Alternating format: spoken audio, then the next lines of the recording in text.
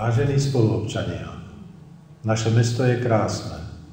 Navštevníci, ktorí sem prídu, obdivujú malebné údolie, v ktorom leží, ale my, občania tohto mesta, ktorí tu žijeme, poznáme aj jeho tienisté stránky. Za 12 rokov práce v miestnej politike som sa z nich snažil odstraniť čo najviac. Ako poslanec mestského zastupiteľstva však na mnohé zmeny som nemal kompetencie. Preto som sa v nastávajúcich voľbách rozhodol kandidovať na post primátora mesta a poďme sa spolu pozrieť na tieto najpálčivejšie problémy. Ponúkam vám svoje riešenia a východiská, ktoré sú zároveň môjim volebným programom pod názvom Za krajšie mesto a lepší život v ňom.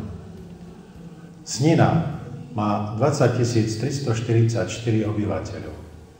Z roka na rok z mesta natrvalo za prácou odchádza stále viac a viac našich občanov, preto môjim prvoradým cieľom bude znižovanie nezamestnanosti, a to zlepšovaním podnikateľského prostredia, vytváraním podmienok pre získavanie nových investorov, zvýhodňovanie zamestnávateľov, ktorí budú vytvárať nové pracovné miesta. Zriadím podnikateľské fórum ako dobrovoľný poradný orgán.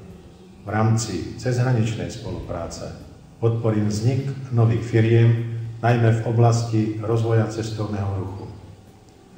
Na verejnoprospešných službách podporujem nové výrobné činnosti s cieľom zvýšiť počet pracovných miest.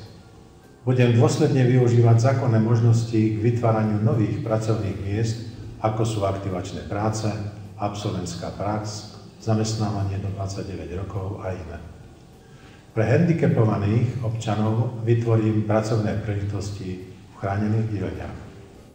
Osobne podporím investičný zámer súkromného investora schválený mestským zastupiteľstvom k vybudovaniu hokejovej haly a krytej plavárne. Verím, že občania Sniny ocenia realizáciu daného projektu, čo zvýši kvalitu života našich občanov.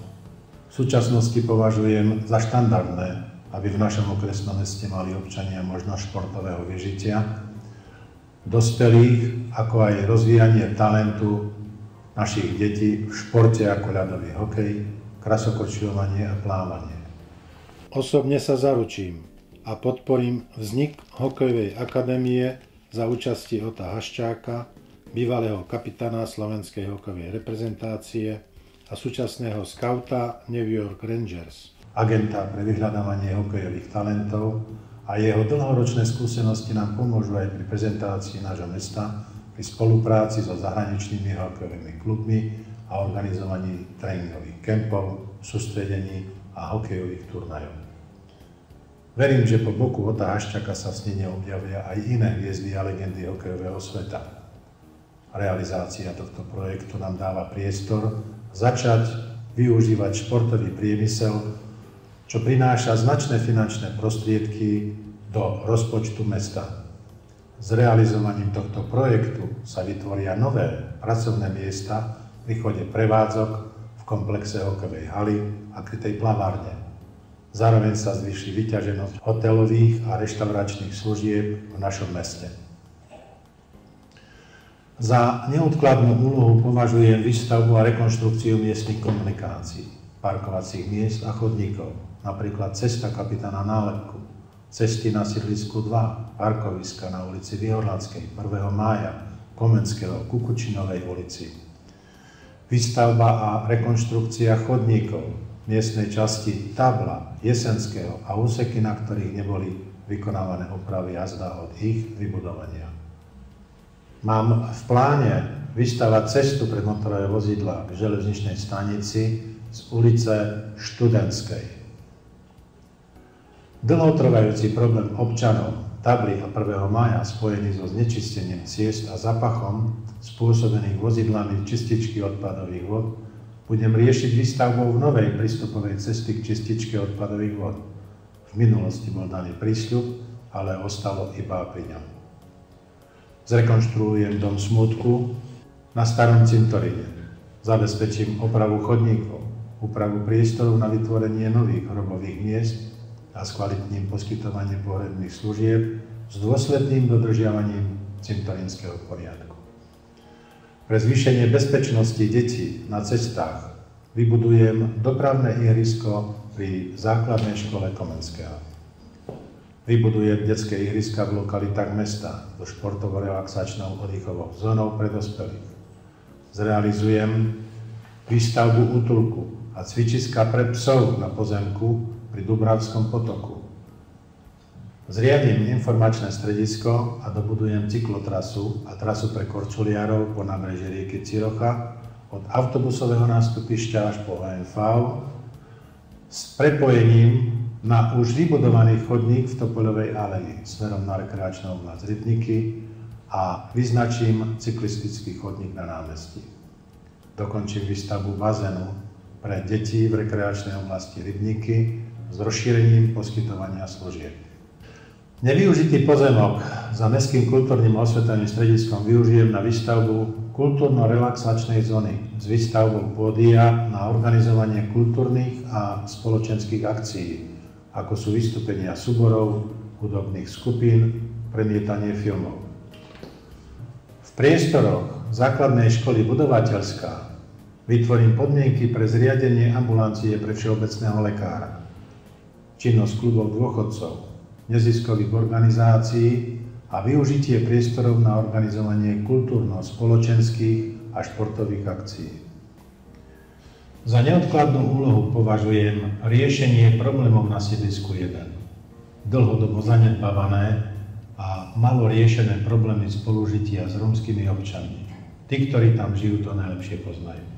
Zdevastované bytové domy, nevyhovujúce životné prostredie, neporiadok, hluk. Preto hovoriť o tomto probléme nestačí a všetky doterajšie riešenia boli iba provizorné, trvalo neúčinné a vynaložené finančné prostriedky v konečnom dôsledku boli zbytočné. Preto som za systémové opatrenie, ktoré bude založené na postupnej asanácii zdevastovaných domov a presťahovaní neprispôsobivých občanov do nízkopráhových bytových domov. Pre rómske deti na školách vytvorím poobednejšie zaujímavé krúžky a kurzy praktických zručností pre rómsku mládež. Zriadím účet pre handicapované deti, z ktorého budú uhrádzané náklady spojené s ich rehabilitáciou a rozvojom ich záujmov. Nadviazal som kontakty s predstaviteľmi študentského parlamentu v Prahe. Prostredníctvom nich zabezpečím výmenné pobyty pre mládež Snenského mládežníckeho parlamentu. Zvýšim bezpečnosť a ochranu majetku občanov dobudovaním kamerového systému na sídliskách s dôrazom na sídlisko Komenského, zvýšim aktívnu činnosť mestskej polície zameranú na prevenciu výtržníctva a rušenie nočného pokoja. V súčinnosti s vedením Snenskej nemocnice podporím rozširovanie poskytovania zdravotníckych služieb podľa potrieb občanov, či už o ambulancie urologa, dialýzy, hematológie, nefrológie a podobne. Obnovím dôveru občanov, zamestnancom a voleným funkcionárom tak, aby bol občan ich reálnym partnerom. Môj volebný program je zostavený podľa návrhov a pripomienok občanov, ktoré som získal na stretnutiach s vami. Tých neriešených problémov, ktoré znepríjemňujú život občanov, v našom meste je dosť. Ich riešenie bude v nastávajúcom období finančne ovplyvňovať 20% úverové zaťaženie mesta, prehraté súdne spory mesta o výške viac ako 1 200 000 eur za skladku komunálneho odpadu a 40 000 eur za prehratý súdny spor pracovnoprávny. Neukončené sú ďalšie súdne spory vo výške 579 512 eur. Ako sa s tým mesto vysporiada, je veľkým otáznikom. Vyžaduje si to veľa síl, odvahy, najmä rozumného hospodárenia s financiami, ktoré sa budem snažiť získať nielen zo zdrojov mesta, ale aj prostredníctvom projektov a fondov z Európskej únie. Ak vás môj volebný program oslovil aspoň v niektorých bodoch, verím, že vy v nadchádzajúcich voľbách prejavíte svoju dôveru. Pozývam vás k volebným urnám dňa 15.11.2014 v čase od 7. do 20. hodiny. Podporte môj volebný program. Podporte zmenu v našom meste. Vsaďte na politickú istotu, rozvahu a poriadok. Voľte číslo 3. Za váš hlas vám vopred ďakujem.